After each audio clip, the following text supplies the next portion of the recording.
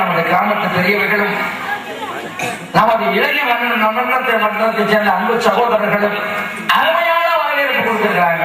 அதே மாதிரி தொடர்ந்து எனக்கு இந்த மேடையில ஒரு அருமையான வாய்ப்பினை ஏற்படுத்தி தந்திருக்கக்கூடிய அந்த பெரியவங்களுக்கு இவருடைய ஒவ்வொருவருடைய பாதங்களையும் தொட்டு வழங்கக்கூடிய அருமையான நேரத்துல அருமையான வரவேற்பு கொடுத்திருக்கக்கூடிய அந்த நேரத்துல அதை விட அருமையான உணவு உபசரிப்பு இன்னைக்கு ஊர்ல என்ன பண்றாங்கன்னாக்க நாங்க பேசும்போதே அப்படியே தலைவா நீங்க அப்படியே திருப்பத்தூர்லயாவது SS ஹோட்டலையாவது சாப்பிட வச்சு கூட்டிட்டு வந்துருங்க ஹோட்டல்ல அப்படின்னு சொல்லிக்கிட்டு இருக்காங்க பல ஊர்கள். ஒரு திருவிழாவுக்கு நாங்க எத்தனையோ தானத்துல சிறந்தது அன்னதான்.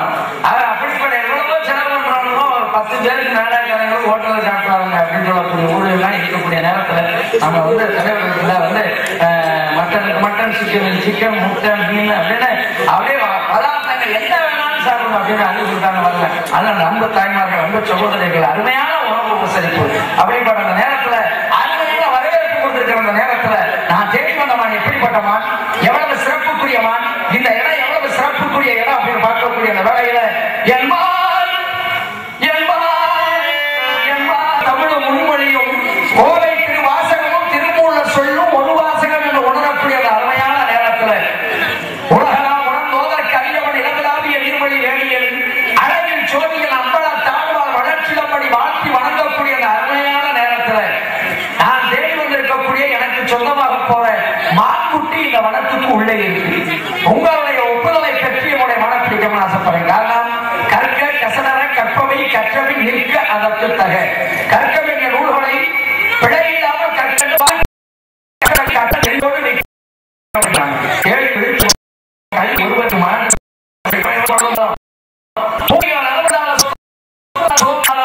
ஒவ்வொரு மனிதனுக்கு இருக்கிறவரை சொந்தம்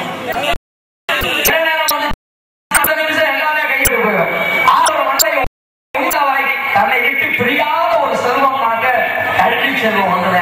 ஆக அப்படி கல்வி செல்வத்தை எல்லா வல்ல அந்த அன்னை கலைமகளுடைய நிரம்ப பெற்று நடப்பிடிக்கிற எப்படி அமையும் நட்பது நட்பன் நெஞ்சத்து அகநட நட்பு நட்பு இலக்க மாதிரி நட்பு இலக்கணம் வகுத்தது மாதிரி வாழ்ந்தவர்கள் யார் அப்படின்னாக்க ராமாயண நட்புக்கு இலக்கணம் வகுத்தவர் ராமன் புகழும்.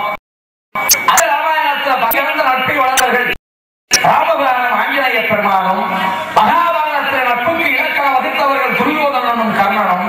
ஆக ராமனும் புகழும் போல ராமபுராணம் ஆஞ்சநேய பெருமானும் போல துரியோதனனும் கர்ணனும் போல அவ்வையும் அதிகமானும் போல பாரியும் கபிலரும் போல சோழ சக்கரவர்த்தியும் பிசிராந்தியாரும் போல கண்ண பரமாத்மாவும் குசேலரும் போல எல்லா வல்ல திருவாரூரை வீட்டில் இருக்கக்கூடிய எம்பெருமான் தியாகராஜ பெருமானும் சுந்தரரும் போல நட்புக்கு இலக்கணம் வகுத்தது மாதிரி இன்னைக்கு இந்த இடம் அமையணும்.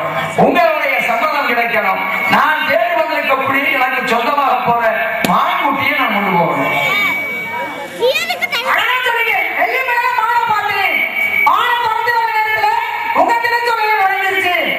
உங்க அண்ணன் தடுத்து நிறுத்திட்டாரு. இல்லைன்னா நான் மாலை பிடிச்சிருப்பேன் அப்படிங்கிறீங்க. எந்த நேரத்தில் என்ன செய்யணும் அந்த நேரத்தில் பிடிச்சே ஆகணும். அழகானவான் அறிவானவான் பிடிச்சே ஆகணும் அப்படின்னீங்க. வந்தாலே வரவேற்பது வந்தவனாரு. வந்தவனே உபசரிச்சு எல்லாரும் நீங்க சொன்ன மாதிரி இந்த ஊர்ல வந்தாலும் உபசரிச்சு நமக்கு சாப்பாடு போட்டு நல்லா கவனிச்சாங்க. அது உண்மைதான்.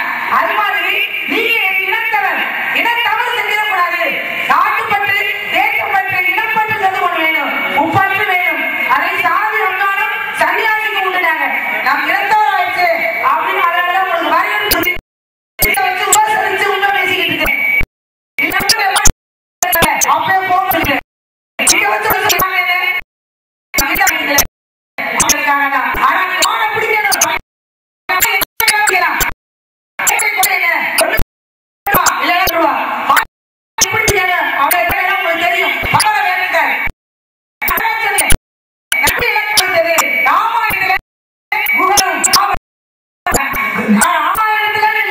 ஒவ்வொருத்தரும் ஒவ்வொரு நட்பு வளர்த்திருக்காங்க. யாரோட நட்பு வளர்த்தது ராமன் குகனும் அப்படிங்க. அந்த ராமன் மூணு காட்டுல வராங்க. காட்டுல கடந்து போகணும். அப்படி போகணும்னா அந்த வராங்க அவர் பாக்குறாங்க இக்கரையில அக்கறைக்கு போகணும் அப்படின்னு அவர் கேட்டாங்க. அவர்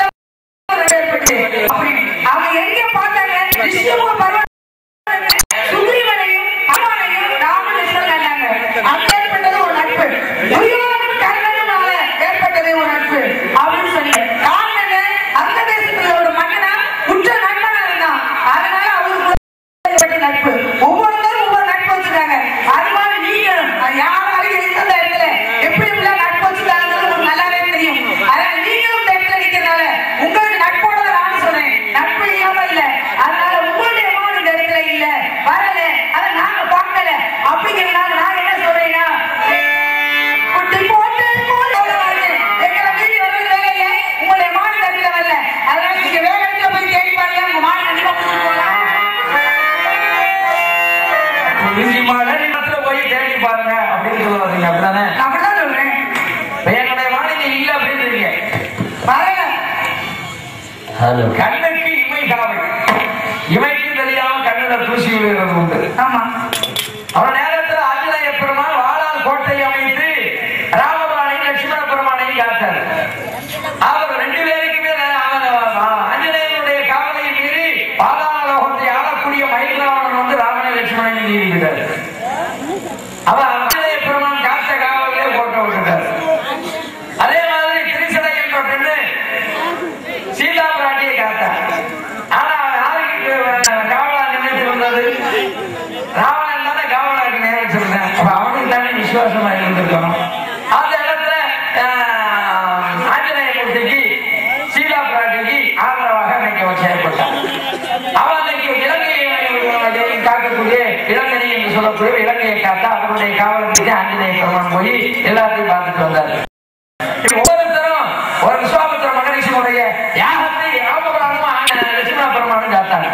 இவங்களுடைய காவலை மீறித்த தாரகை வதம் செஞ்சாங்க, சுபாகுபதி வதம் செய்தாங்க. இப்படி ஒவ்வொருத்தரையும் வதம் செய்யும் போது மாரீசனை மட்டும் போட்ட விட்டாங்க. மாரீசனை மட்டும் அன்னைக்கு ராமபிராணன் வதம் செஞ்சிருந்தாருனாக்க அவன் மானம் வந்திருக்க போறானா, மனைவியை பறி கொடுத்திருக்க போறானா. ஆக அப்படிப்பட்ட அவரு காத்த காவல் அப்படிப்பட்ட ஒரு காவல் போட்ட விட்டார். இப்படி எந்த ஒரு காவலையுமே எல்லாருமே காவல் காத்தது எல்லாருமே வெற்றி பெற்றதாக கணிக்கிறதில்லை. அதனால என்னுடைய மாளிகை தான் இருக்கு அப்படின்னு நான் சொல்றேன். நீங்க என்னுடைய மாளிகை இல்லைன்னு சொல்றீங்களே, எந்த அடிப்படையில சொல்றீங்க? இப்ப நீங்க அவங்க காவல் காவல்ல போட்டு விட்டாங்க. அதனால யாரும் காவல போட்டு விட்டாங்க பார்க்க முடியாது அப்படிங்கிறீங்க. இப்ப அதே நேரத்துல கேட்டு போனவங்க யாரு வெற்றி பெற்றாங்க? துஷ்ட வேட்டைக்கு போனா, பாண்டு வேட்டைக்கு போனா, நசரமண வேட்டைக்கு போனா, அவருடைய நிலைமையா கடைசியில் என்னாச்சு? சாமத்து தான் இருக்காங்க. வெற்றி பெற்றாங்களா? அது மாதிரி உங்களுடைய வெற்றியோட இருக்கிறது நான் சொல்றேன். தசரதன் வேட்டைக்கு போனார். சரி, தசரதன் வேட்டைக்கு போனதுனால என்னுடைய பிள்ளையை பிரிந்து நாங்கள் இறப்பது போல உன்னுடைய பிள்ளையை பிரிந்து நீ இறப்பிடாங்க. இவர் ராமபிராணன் வந்து காட்டுக்கு போகணும்னு அனுப்பிட்டாங்க. காட்டுக்கு ராமன் போனதுனால புத்திர சோகத்துல தசரதனை இறந்து எல்லாருமே சொல்றாங்க. ஆனா உலக வழக்கம் என்ன தெரியுமா? ராமபிரானுக்கு பட்டம் சுட்டி வச்சிருந்தாலும் தசரதன் அந்த ஊரை விட்டு காட்டுக்கு தான் போகணும். இதுதான் வழக்கம். பிள்ளைகளுக்கு பட்டம் சுட்டி ஆச்சுனாக்க, நாட்டை ஒப்படைச்சாச்சுனாக்க அவங்களுடைய உண்மையான காலத்தை காலகட்டத்துக்கு சென்று காட்டில சென்று முனிவர்களுடைய ஆசிரமத்தை அண்டி நல்ல வழியை தேடி அவருடைய பாதாள விதத்தை அடைகிறதுதான் வழக்கம். அப்பயும் அவர்கள் பெருமிதானே ஆகணும். இவரை இந்த காட்டுக்கு போக சொன்னதுனால மட்டும்தான் தசரதன் இருந்தான்னு சொல்ல முடியாது. அதே மாதிரி பாண்டு மகாராஜா வேட்டைக்கு போனா சாபத்தை பற்றாங்க. பாண்டு மகாராஜா வேட்டைக்கு போனாரு. 2 நாட்கள் புணர்ச்சியில இருக்குது. புணர்ச்சியில இருக்கக்கூடிய மிருகங்களை வேட்டையாடக்கூடாது, நோய்வாய்ப்பட்ட மிருகங்களை வேட்டையாடக்கூடாது. இதுதானே. அதே நேரத்துல பால்குடி மறைக்காத மிருகங்களை வேட்டையாடக்கூடாது. இதெல்லாம் வந்து வேட்டை சாஸ்திரம் சொல்லுது. அப்படி இருக்கும்போது 2 மிருகம் புணர்ச்சியில இருக்கிறத வேட்டையாடக்கூடாது வேட்டை சாஸ்திரம் சொல்லும் போது இவன் ஏன் அம்பு போட்டேன்? அதனாலதான் அவர் என்ன பண்ணாங்க, மகனாக இருந்த அமுததி முனிவர் என்பவரு 12 ஆண்டு காலம் என்னுடைய மனைவியை பிரித்து நான் தவம் இருந்தேன். இன்னைக்கிட்ட என் மனைவியை வந்து நான் பார்த்தேன். இது பகல் நேரம். பகல் நேரத்துல மனித உடலோட கூடக்கூடாதுங்கிறக்காகத்தான் நாங்க 2 பேரும் மானாக உருமாறி இந்த இடத்துல புணர்ச்சியில இருந்தா. அப்படி புணர்ச்சியில இருக்கும் போது எங்களை இந்த மாதிரி செஞ்சுட்ட. இப்ப நான் என் மனைவியோடு கூடும்போது நான் இறப்பதை இறக்க போறேன். இதே மாதிரி உன்னுடைய மனைவியோடு நீ கூடுனா உன்னுடைய சிரசாகப்பட்டது வெடித்து நீ இறக்க கிடந்தான்னு சாபம் கொடுத்தார்.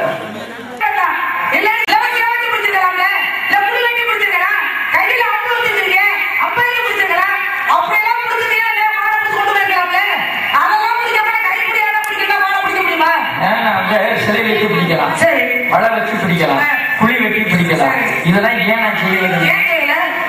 இப்ப வந்து ஒரு குழியை வெட்டி அந்த குழியில உள்ள வச்சு இப்படி ஒரு அழகான மானை காலை நொண்டியாக்கி நொண்டி மானையா பிடிச்சிட்டு போறது. ஆகே நேரத்துல பணத்தை போட்டு பிடிச்சிருக்கலாம். இப்ப வந்து ஒரு சில ஆண்கள் மான் பிடிக்க வர்றது மானுடைய கொம்புக்காகவே ஆசைப்பட்டு மான் பிடிக்க வருவாங்க. ஒரு சில ஆளுகள் மானுடைய தோலுக்காகவே ஆசைப்பட்டு மான் பிடிக்க வருவாங்க. ஒரு சில ஆளுகள் மானுடைய மாமிசத்துக்கு ஆசைப்பட்டு உடம்புக்கு ஆசைப்பட்டு வருவாங்க. ஆனா இப்படி ஒவ்வொருத்தருக்கும் ஒவ்வொரு விதமான ஆசை. அப்ப நீங்க எப்படி வச்சிருக்கணும் ஆசைப்பட்டு காட்டு வெள்ளப்பட்டாலுமே கருத்தே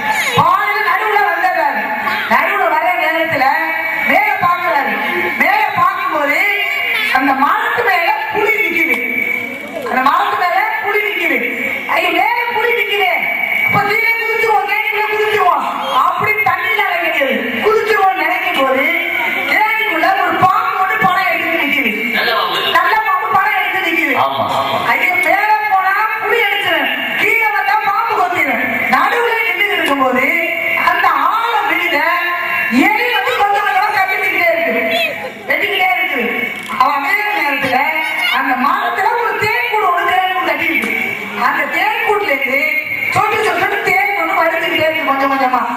அப்படி பிடிச்சு நிக்கிற நேரத்துல அந்த தேனையும் அவர் சுவைச்சு சாப்பிட்டுறாரு. அந்த வேறு தேனையும் சுவைச்சு சாப்பிட்டுறாரு. கீழே வந்தா பாம்பு ஊத்திடும், மேல போனா புளி அடிச்சிடும். அதுக்கு இடையில எலி வேற தட்டிச்சுக்கிட்டே வருது. அந்த வேறு எப்படி மேல கரையை வந்திருப்பாரு. அதை சொல்லிட்டு உங்க மானுக்குள்ள அந்த லட்சணம் அடையாளம் சிறப்பு சொல்லுங்க. கண்டிப்பா உங்களுடைய மான நான் முடிச்சாரு. ஓடக்கூடிய நேரத்துல ஒரு கிணறு இருந்தது தெரியாம கிணத்துக்குள்ள வந்துடுறேன். அப்படி விழுகும் போது பக்கத்துல ஆலமரம் இருக்கு. அந்த ஆலமரத்தினுடைய விழுது அந்த கிணத்துக்குள்ள போயிட்டு இருக்கு. அதை பிடிச்சி போடுறேன். பிடிச்சோன்னா சரி இதை பிடிச்சிட்டு நீங்க மேல எழுதி தப்பிச்சுக்குருவோம் அப்படின்னு நான் நினைக்கிறேன். அப்ப மேல பார்க்கும்போது அங்கிருந்து வந்து புளி நின்றுட்டு இருக்கேன். மேல ஏறினா அந்த புளியை அடிச்சுக்கிறோம். அந்த நேரத்துல கீழே பார்க்கிறேன். கீழே பார்க்கறாங்க, கீழே பாம்பு படம் மட்டும் இருக்கு. தண்ணி இல்லாத கிணறு, பால் அடைஞ்ச கிணறு. இப்ப கீழே போனா பாம்பு கடிக்கும், மேல போனா புளி கடிக்கும். இதுக்கு ஊடாக தொங்கிட்டு இருக்கிறேன். அந்த தொங்கிட்டு இருக்கக்கூடிய நேரத்துல அந்த விழுத வந்து ஒரு எலி வந்து கொஞ்சம் கொஞ்சமா கடிச்சுக்கிட்டு இருக்காரு. எப்ப வேணாலும் அந்த போயிடும், நான் கீழே விழுந்துருவேன். அப்படிப்பட்ட சூழ்நிலையில அவன் மரத்துல இருந்து தேன் வடிஞ்சுக்கிட்டு இருக்கு. அந்த தேனையும் அவன் சுவைச்சுக்கிறான். இப்ப அவன் எப்படி அதுல இருந்து அவன் தப்பிச்சிருக்கான் அப்படிங்கிறத அந்த கேள்வி. ஐம்பெரும் காப்பியங்கள், ஐஞ்சிறு காப்பியங்கள் அப்படின்னு சொல்லுவோம். இந்த ஐஞ்சிறு காப்பியங்கள்ல சூடாமணி என்று சொல்லப்பட்ட நூலுல தோளாமணி தேவர் அவர்களால் எழுதப்பட்டது இந்த கதை. இந்த ஐம்பெரும் புராணம் மட்டும் படிச்சுட்டு வர ஆளுகளும் உண்டு, வரலாறு படிச்சுட்டு வர ஆளுகளும் உண்டு. அதே நேரத்தில் ஐம்பெரும் காப்பியங்கள், ஐஞ்சிறு காப்பியங்கள் படிக்கிற ஆளுகளும் உண்டு. எல்லாத்தையும் முழுமையா படிக்காட்டாலும் எல்லாத்தையும் கொஞ்சம் கொஞ்சமாக தெரிஞ்சு வச்சிருக்கிறாங்க. அதிகமா படிக்காட்டாலும் ஒவ்வொரு விஷயத்தையும் கொஞ்சம் கொஞ்சமாக தெரிஞ்சு வச்சிருக்கணும், தெரியணும் அப்படிங்கிறது உள்ளாரு. அந்த வகையில் இதுக்கு என்ன காரணம் அப்படின்னாக்க ஒரு மனிதனுடைய வாழ்க்கையினுடைய தத்துவம் இதுதான் அப்படிங்கிறத காட்டுறது.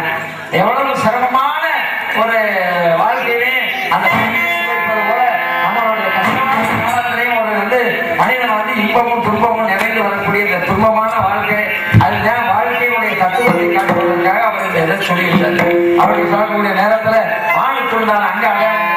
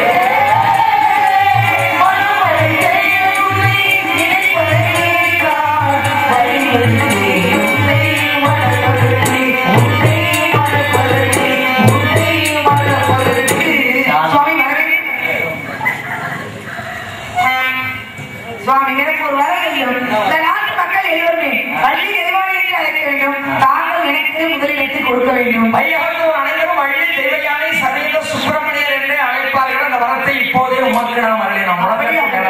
சாமி எனக்கு ஒரு வர வேண்டும். காலையில 10 மணிக்கு தான் கனவு இருக்கிறாங்க.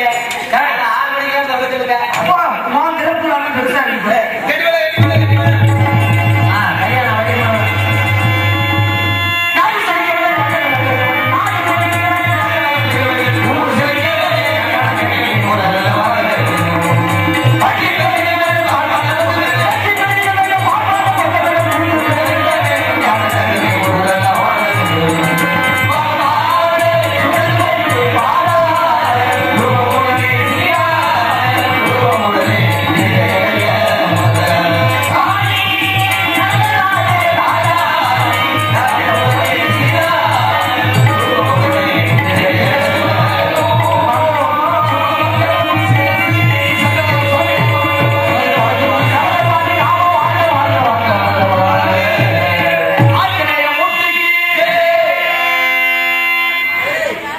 இதுவரையில் எங்கள் நாடகத்தை கண்டுகளிக்க நாடகத்திலான ரசிகர்களுக்கும் மற்றும் சுற்று வட்டார கிராம பொதுமக்களும் எங்களது நாடக கலைக்குழு சார்பாக மனமார்ந்த நன்றியை தெரிவித்துக் கொண்டு நாடகத்துக்கு வந்தவர்களும் நாடகத்துக்கு வராமலே வீட்டில் தூங்குறவர்களுக்கும் எங்களது நாடக கல்வி சார்பாக மனமார்ந்த நன்றியை தெரிவித்துக் கொண்டு எங்களுக்கு சிறந்த முறையில் ஒளிவரை அமைத்துக் கொடுத்த ஒளிபெருக்கி நிறுவனத்தாருக்கும் அதில் பணிபுரியும் ஆபரேட்டர் அன்பு உள்ளவர்கள் அத்தனை பேருக்கும் எங்களது நாடக கலைக்குழு சார்பாக மனமார்ந்த நன்றியை தெரிவித்துக் கொண்டு உங்களிடம்